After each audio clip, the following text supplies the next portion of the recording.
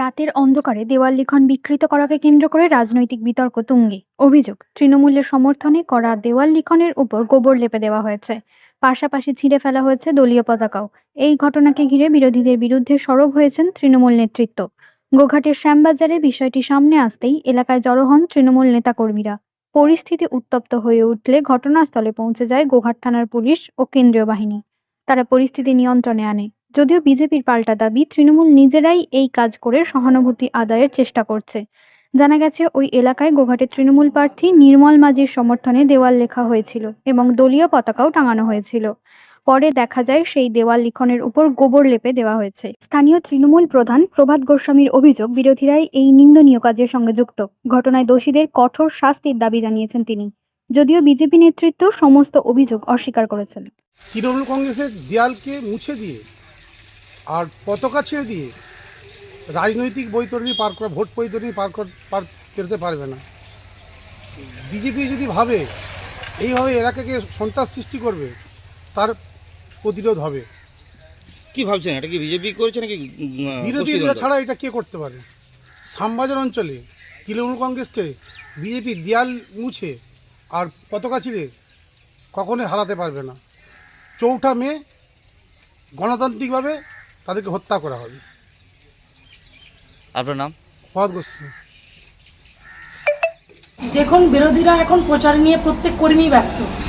আর বিরোধীদের এত নীচ মনের মানসিকতা আমরা নই।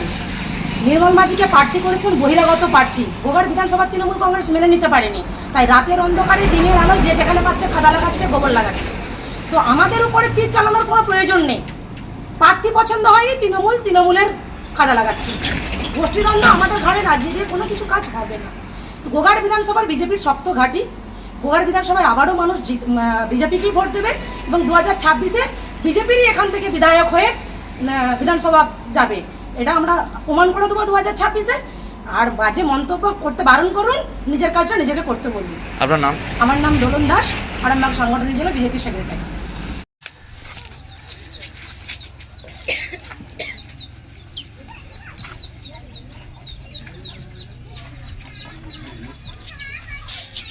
উঠবে জলে দিয়ে করতে হবে, খাবার দিয়ে ঘষে দিয়ে দেখতে হবে। এটা অনেক গায় নতুন করে আবার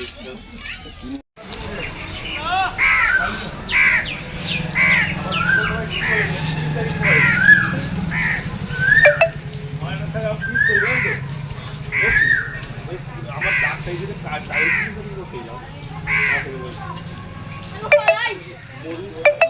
এবার হাতের কাছেই মিলবে অত্যাধুনিক ও নির্ভরযোগ্য স্বাস্থ্য পরিষেবা।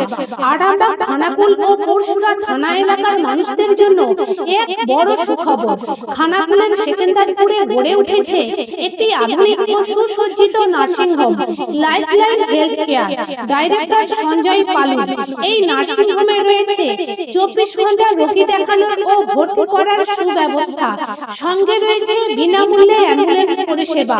অভিজ্ঞ পরিষেবা ও যত্নশীল ব্যবস্থাপনায় আপনার সুস্থতার নির্ভরযোগ্য ঠিকানা লাইফলাইন হেলথ কেয়ার। যোগাযোগ 9735481158 7432984404।